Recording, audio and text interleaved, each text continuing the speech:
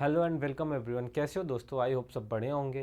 प्यारे साथियों, आज के इस टॉपिक में हम बात करेंगे बीएससी एग्रीकल्चर सेकंड सेमेस्टर और मेथड ऑफ इंसेक्ट कंट्रोल, यानी कीट पर नियंत्रण किस विधि से पाते हैं, या फिर जो है कीट नियंत्रण की विधियां कौन कौन सी होती हैं, हम आज उस पर चर्चा करेंगे। देखिए सर, हम आपके बीएससी एग्रीकल्चर सेकंड सेमेस्टर आपका जो ऑर्गेनिक फार्मिंग सब्जेक्ट है उससे रिलेटेड जो भी टॉपिक्स हैं, हम एक एक टॉपिक जो है कवर करते हुए चल रहे हैं। तो ये जो सारे टॉपिक हम कवर कर रहे हैं या फिर जिस पर डिस्कस कर रहे हैं, ये आपके एग्ज़ाम के थ्रू जो है, एग्ज़ाम को देखते हुए ये बहुत ही इम्पॉर्टेंट टॉपिक है। तो इस टॉपिकों को आप थोड़ा सा ध्यान से पढ़िएगा। और इसमें जो है आज के टॉपिक में हम यहाँ पे डिस्कस करेंगे कि जो है इंसेक्ट जो कीट हैं, कीट नियंत्रण की कौन कौन सी विधियां होती हैं, क्योंकि ये सवाल कई बार आपके एग्ज़ाम में, सेमेस्टर एग्ज़ाम में पूछा जा चुका है कि कीट नियंत्रण की विधियां क्या होती हैं, कौन कौन सी विधियां होती हैं, उनका विस्तार पूर्वक वर्णन कीजिए। कुछ इस प्रकार से आपके प्रश्न आते हैं। तो आइए शुरू करते हैं हम आज की अपनी क्लास को और यहाँ पे समझने का प्रयास करते हैं कीट नियंत्रण की विधियाँ। आखिर कीट नियंत्रण की विधियाँ कौन कौन सी हैं उसको हम यहाँ पे समझने का प्रयास करते हैं। मेथड ऑफ इंसेक्ट कंट्रोल, जिसे इंग्लिश में बोलते हैं मेथड ऑफ इंसेक्ट कंट्रोल।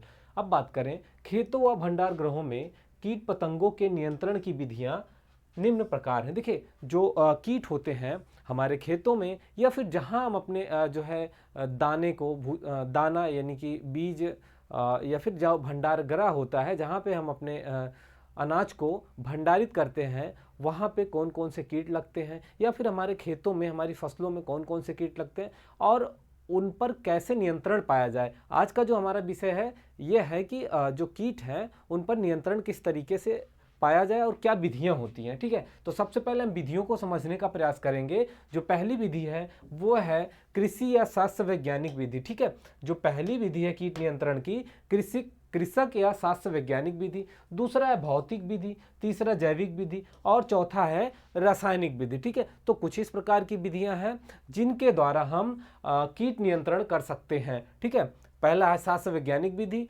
भौतिक विधि, जैविक विधि और रासायनिक विधि। ठीक है, अब हम बात करेंगे इन चारों विधियों को विस्तार पूर्वक यहाँ पे समझने का प्रयास करेंगे कि जो है इन विधियों के द्वारा कैसे कीट कंट्रोल करते हैं, कीट पर नियंत्रण करते हैं। तो सबसे पहले हम बात करेंगे कल्चरल और एग्रोनॉमिकल विधियां। ठीक है, कृषक या शास्त्र वैज्ञानिक विधियां। ठीक है, तो कीट पतंगों का नियंत्रण कृषक विधियों से करने के लिए कृषक को कीट पतंगों की आदतों की संपूर्ण जानकारी आवश्यक है। ठीक है, देखिए कीटों पर नियंत्रण पाने की कुछ चार विधियां हैं। उसमें सबसे पहली जो विधि है कृषक या शास्त्र वैज्ञानिक विधि, हम उस पर चर्चा कर रहे हैं। तो कीटों को नियंत्रित करने के लिए या कीटों पर नियंत्रण पाने के लिए सबसे पहले कृषक को कीट की आदत और उनके व्यवहार, स्वभाव आदि के बारे में संपूर्ण जानकारी होनी चाहिए। इस प्रकार हम कीट पतंगों की उस नाजुक अवस्था का पता लगाते हैं जहां से उसे आसानी से कृषक विधियों द्वारा नियंत्रित कर सकते हैं। कीट पतंगों को नियंत्रित हेतु कुछ कृषि प्रक्रियाएं हैं जिसे अपनाकर जो है परिणाम प्राप्त कर सकते हैं, आशातीत परिणाम प्राप्त कर सकते हैं। देखिए, पहले तो जो कृषक विधि है उसमें हम जो है कृषक जो है वो कीटों के स्वभाव व्यवहार की संपूर्ण जानकारी उसको होनी चाहिए और उस नाजुक स्थिति का पता लगाए जिससे जो है आसानी से कृषक विधि द्वारा जो है उन पर नियंत्रण पाया जा सके। कुछ विधियां हैं जैसे कि उचित फसल चक्र अपनाकर। ठीक है,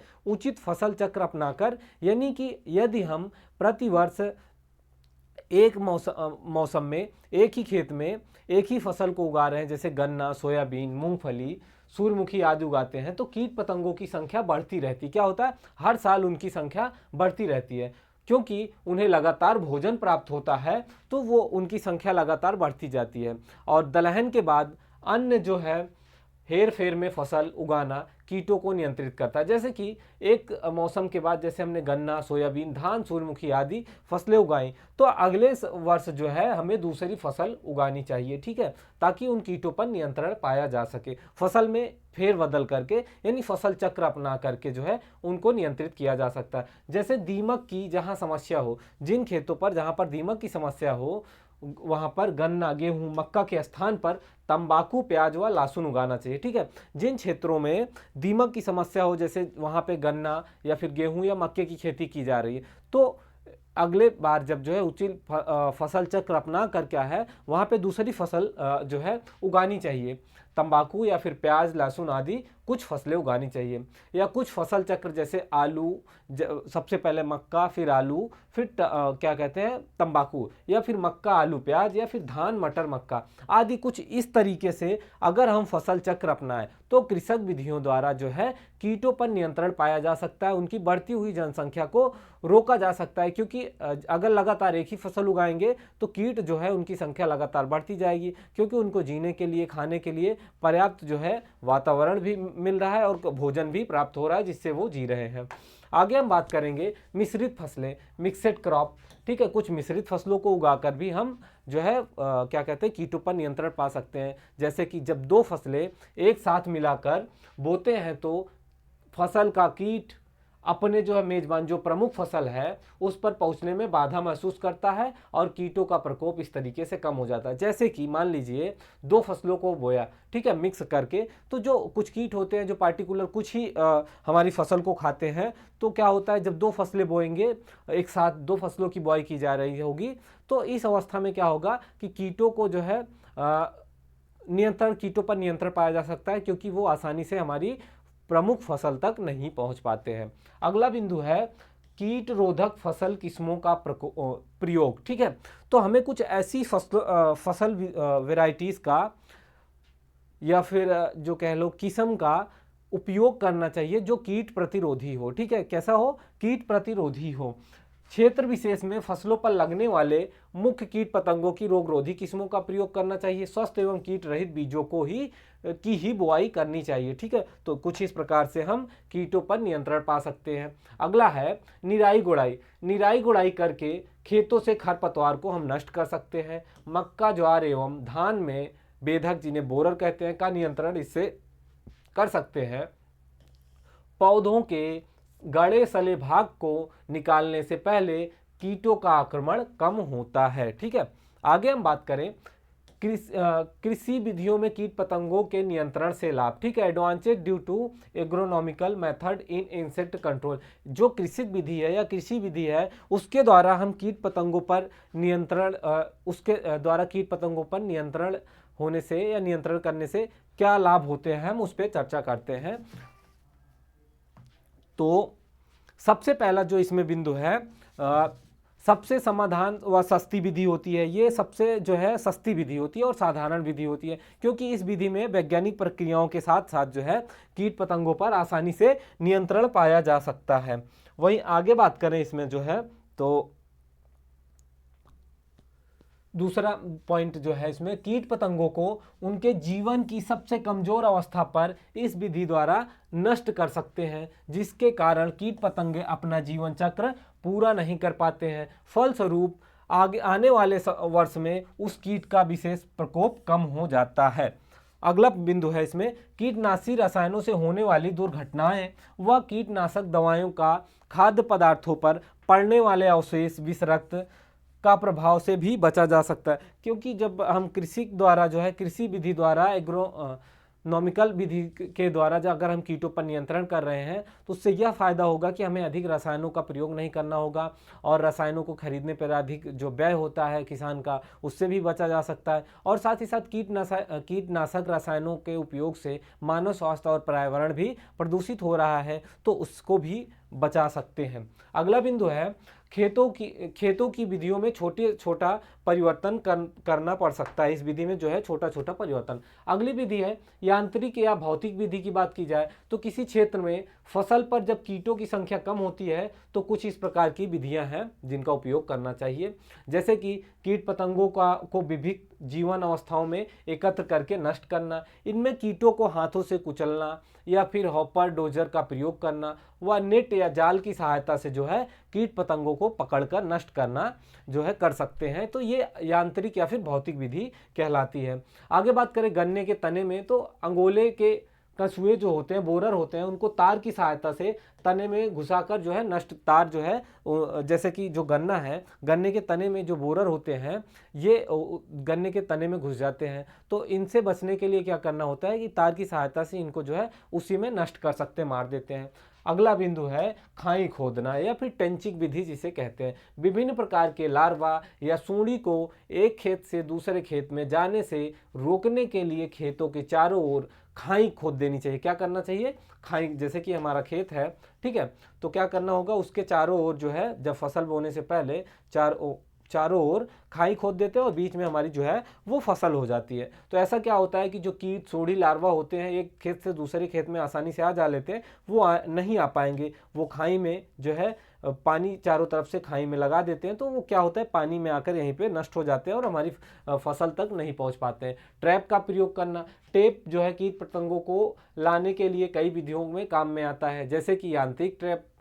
तो इस प्रकार के टेप को एकीडोजर, हापर डोजर व फिर हापर कैंचर प्रमुख है। ये डोजर या कैंचर एक डिब्बे के आकार के होते हैं। इनमें जल मिश्रित मिट्टी का तेल भरा होता है और ट्रैप के पास लाइट जलाई जाती है जिसकी तरफ कीट आकर्षित होते हैं और मिट्टी, तेल एवं पानी से भरे डिब्बे में गिरकर ये मर जाते हैं। कीट पतंग इसमें से जो है फिर क्या होता है कि नष्ट हो जाते हैं। यानी कि यांत्रिक विधियों द्वारा जो है हम कीटों को नियंत्रित कर सकते हैं, या खेतों के चारों ओर खाई बनाकर, या फिर जो है लाइट लगाकर खेत में और उसके पास पानी या फिर मिट्टी का तेल का डब्बे रख देते हैं, ताकि जो लाइट को देखकर कीट जब आकर्षित होते हैं तो वो उसी पानी या तेल में गिरकर मर जाते हैं या फिर नष्ट हो जाते हैं।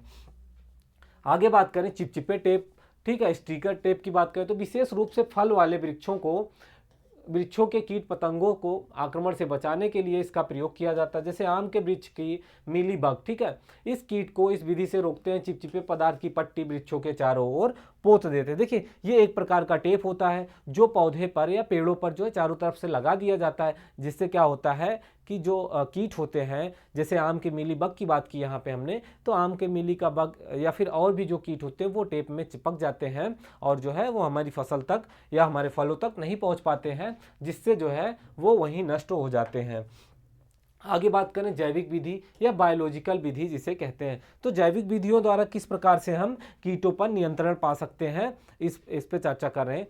तो इस विधि में कीट पतंगों को नष्ट करने के लिए बीमारी के जीवाणु, पैथोजेंस, परजीवी व प्राकृतिक परभक्षकों का प्रयोग करते हैं। ठीक है, जैविक विधियों का मतलब बायोलॉजिकल विधियों मतलब कुछ ऐसे कीट होते हैं जो छोटे कीटों को खा जाते हैं, या कुछ पैरासाइट्स होते हैं, परजीवी होते हैं, प्राकृतिक भक्षक होते हैं, जो है इनका प्रयोग करके जो है हम अपनी जो है जैविक विधि से अपने फसलों को कीटों से बचा सकते हैं। इन परजीवियों को प्रकृति भक्षकों के अनुरूप वातावरण प्रदान करके इनकी संख्या बढ़ाते हैं। जैसे लेडी बर्ड बीटल नाम का एक जीव एफिड व स्क्रेल कीट को भोजन के रूप में लेते हैं। टेकीट्रिड मक्खी व बर्र नामक परजीवी अधिकतर कीट पतंगों के डिंभ व सूंडी को खा जाते हैं। ठीक है, जो उसके लार्वा होते हैं, बच्चे होते हैं, उसको खा जाते हैं। अब बात करें रासायनिक विधि की। ठीक है, रासायनिक विधि जो चौथी विधि है जिसका प्रयोग आज के समय में बहुत ज़्यादा हो रहा है, जिसका नुकसान जो है मानव स्वास्थ्य के साथ साथ पर्यावरण पे, प्रकृति पर्यावरण पे भी पड़ रहा है, जिसका बहुत ही जो है हानिकारक प्रभाव पड़ रहा है। इस विधि से कीट पतंगों की रोकथाम के लिए विभिन्न कीटनाशकों का उपयोग करते हैं।